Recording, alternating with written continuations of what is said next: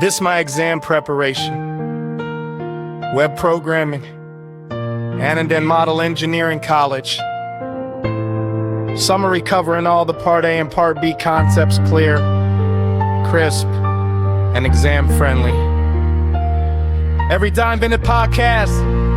Web programming exam crash course.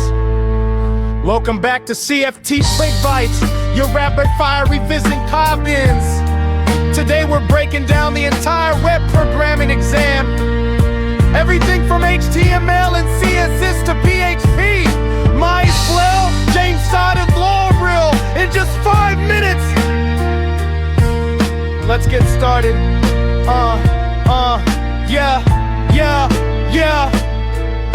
First up, URL versus domain.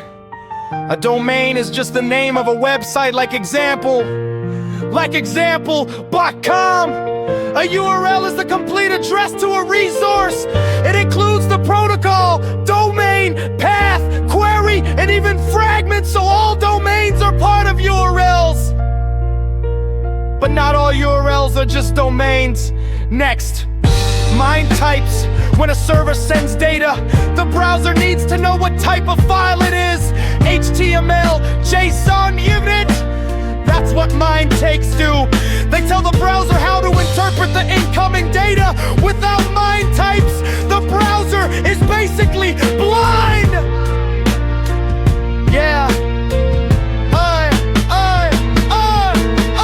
It's CSS. The ID selector is used for one unique element, while the class selector is for reusable styles. IDs have higher specificity, so they override classes during conflicts. Now JavaScript callbacks. A callback is a function passed to another function to run later. Think of it as saying, when you're done, call me back. This powers things like timeouts, events, and async operations. Arrays and superglobals joins array elements into a string, while explode splits a string into an array. Very simple, one combines, one separates. For form processing, Skit carries data via URL parameters, while Spooks carries data through the request body. Use posts for jaw, launch as a message, get for small, save queries. JSON has simple rules. Data is written in objects, strings use double quotes, booleans use true and false. Null is allowed. It's clean, lightweight, and built for data interchange.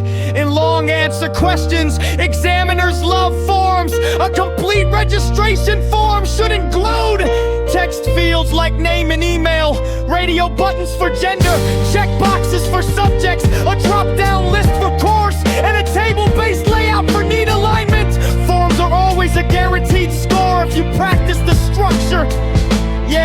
CSS cascade and specificity. CSS has 3 main levels: inline styles, internal endemic styles. Internal styles see files. When tire twins occur, CSS decides what wins using the cascade. Inline ID class and element browser default. And if all else fails, the last defined rule wins. JavaScript tutorial program. A typical program involves prompting the user, parsing the input, using a function to compute factorial, displaying the result. It's simple but shows understanding of functions, loops, and DOM updates. HTML, MySQL thread operations. To insert data into MySQL using PHP. One connect using Meshly or PDO. Do per and SQ insert statements. 3 byte parameters for execute. 5 close the connection. Prepared statements are a must. They ensure security and prevent SQL injection.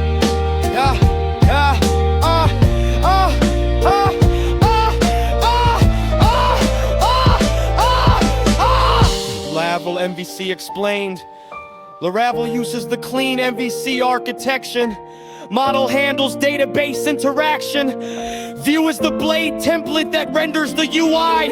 Controller receives requests, processes logic, and returns responses. The router sends each request to the correct controller action, and resource controllers have handled twin operations with real-time nuts.